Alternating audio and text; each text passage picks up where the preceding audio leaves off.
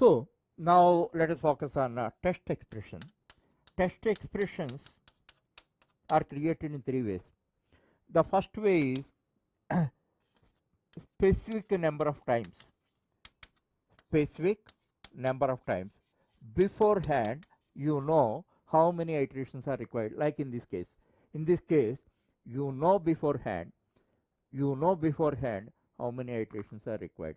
That's why this is one type of defining test condition, test expression. Second one, until you achieve the result, this you do not know beforehand.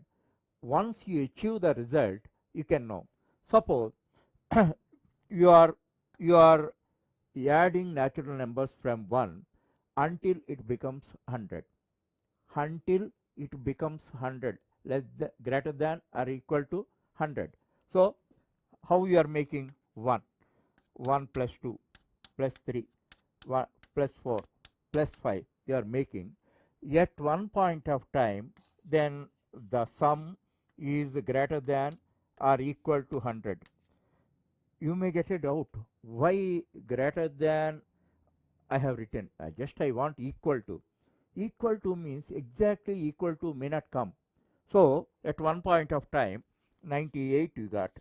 After 98 98 you have to add let us say 12, then it becomes 110. 98 is less, 110 is more. That's why equal to, if you write and all that, that is not a right test condition. Here what is the right test condition? Sum is greater than or equal to 100. So once sum, value of sum is first time becomes greater or equal to 100, loop is stopped. Understand? That is second type. So first one, predefined number of times. number two is until the task is achieved. Number three, sum up to until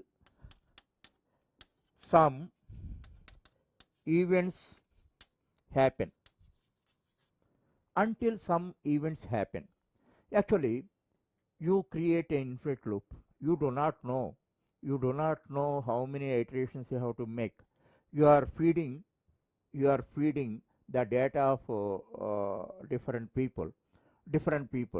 Then what you do, you go on entering data and all that.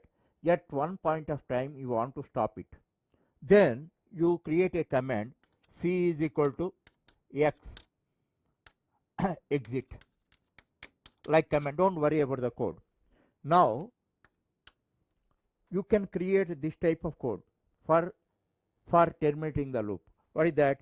Loop counter is equal to x. Suppose x character you designated, and whenever you press x, loop is terminated. So in this manner uh, loop, the test condition of loop may be created in three ways: specific number of times, until the task is achieved, and the third one is some until some event happens. In this case, what is the event? Event is pressing some designated character. You are pressing x, will be terminated. Depending on the place of the test condition, where we place the test condition, loops are divided into two categories: entry control loops and exit control loops. Now let us consider, already you have seen three syntaxes, general formats of three loops. Now you see, as far as while loop is concerned, what we are doing, first we are writing incrementation. So I don't write in a general format. Now what we are writing, in c is equal to 1, this is what we call initialization, and while lowercase c is less than or equal to 5. Okay, now you see where you are putting the test condition, at that entry. Okay, next let us see for loop. c is equal to 1, c is less than or equal to 5, c plus plus. And now you see where you put the test condition at the entry. Okay. And now you see, as far as do while is concerned, do this is executable statements, this is incrementation. Then what you are where you are writing, while c is less than or equal to 5. In this manner you are writing the formats of 3 loop variants. Now you see, as far as while loop is concerned, the test condition is at the entry. For loop is concerned, the test condition is at the entry. What about do while loop? Do while loop, test condition is at the exit. Actually, test condition is like a security guard of a theater. Then if you have the ticket, he allows it. If you do not have ticket, he does not allow you. So test, in this case, if test condition is prima facie initially itself true, then at least one execution is made. Then test condition is initially itself false, no executions are made in this case. And what you think of, security guard is placed at the exit, not at the entry. Then what is the problem? Can you think it up? Security guard is placed at the entry, entrance gate. Security guard is placed at the entry gate, exit gate. Then security guard is placed at the exit gate. Then anybody can enter one time. Understand? In the same manner, here you see, we are putting test condition at the exit, not at the entry.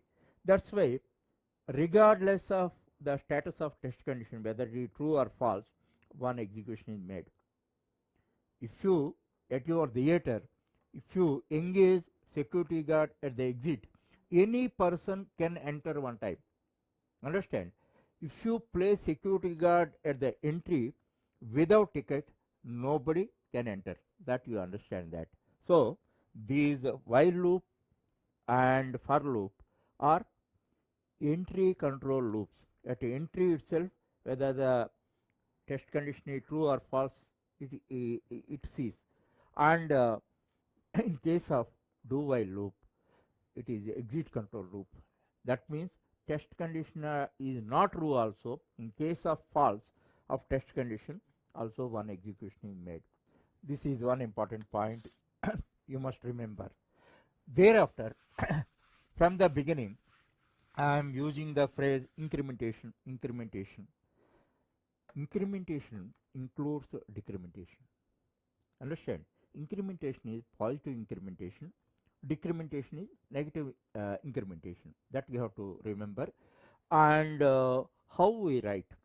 With reference to for loop, I write the code that you see that. For c is equal to 10. Previously, how I have written c is equal to 1. Now 10 I am writing. C is greater than or equal to 1. C minus minus. Could you understand that? What is the impact of this decrementation I have written? C starts from 10 and how long it is printed? Minus minus. Minus minus means 9, 8, 7, 6, 5, 4, 3, 2, 1. 1. C is greater than or equal to 1. Next, thereafter what happens? Becomes 0. 0 is greater than or equal to 1 is false. So this is decrementation. Always remember, incrementation includes decrementation. Incrementation is positive incrementation. Decrementation is negative incrementation. So some cases we have to print in a decrement order, then we can use it. Okay.